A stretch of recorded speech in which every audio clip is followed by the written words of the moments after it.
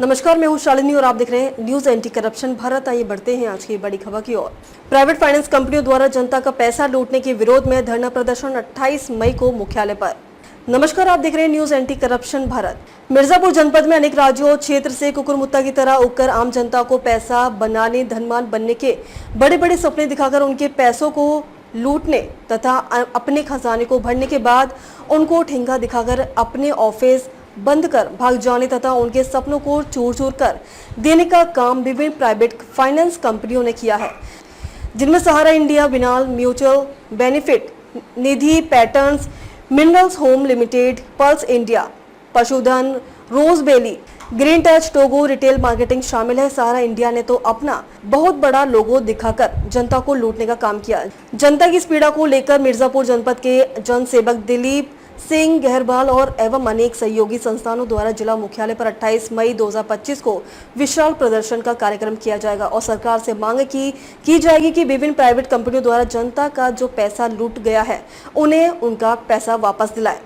मिर्जापुर संवाददाता आशीष कुमार गुप्ता की रिपोर्ट देखें। कि देश में इस समय प्राइवेट कंपनियों की भरमार रही है और जनता का पैसा वसूल करके लोगों को धोखा देने का काम हुआ है। इसी परिप्रेक्ष्य में हम लोगों ने यह निर्णय लिया है कि विगत 28 मई को सुबह 10 बजे जिलाधिकारी मुख्यालय पर धरना प्रदर्शन करने का काम करेंगे। उसमें यह मांग है कि जैसे कि सहारा इंडिया परिवार हो गया, रोज वैली हो गई, पल्स हो गए, अनेकों कंपनियां मिर्जापुर जनपद में आई और जनता को लालच देने का काम किया और जनता को लालच देने के बाद कि 5 साल में धन दूना हो जाएगा। कोई रिटायरमेंट होने के बाद कर्मचारी अपना पूरा धन लगा दिया, कोई ज़मीन बेचने के बाद धन लगा दिया, कोई अपने बच्चों का विवाह करने के लिए, बेटी का विवाह करने के लिए धन रखा हुआ था उसको उसमें जमा कर दिया कि जिससे कि आने वाले समय में वह धन दूना हो जाए।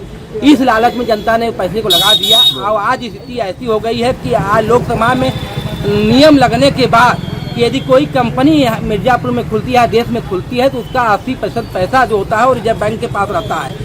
और ऐसे में जब गृह मंत्री ने कहा था कि हम लोगों का पैसा वापस कराने का काम करेंगे, लोगों ने ऑनलाइन कराने का भी काम किया। उसके बाद आज तक पैसा को वापस न किया जाना यह दुर्भाग्य का विषय है। लोग कहते हैं कि हम जनता की सेवा करने के लिए बने हैं, जिसे हम अपना मसीहा चुनते हैं, जैसे नेता, जैसे सांसद हो गए, विधायक हो गए, नगर पालिका अध्यक्ष हो गए, सभासद हो गए, प्रधान हो गए। यह इसीलिए चुनते हैं कि हमारे यदि ऊपर कोई मुसीबत आती है, हमारी मांगों को कोई नहीं सुनने वाला होता है, तो उनके यहाँ अपना जाकर के दुख दर्द को कहते हैं। आज स्थिति ऐसी पैदा हो गई है कि ये लोग कुर्ता पजामा तो पहन लेते हैं लेकिन जनता के समस्याओं को उठाने का काम नहीं करते।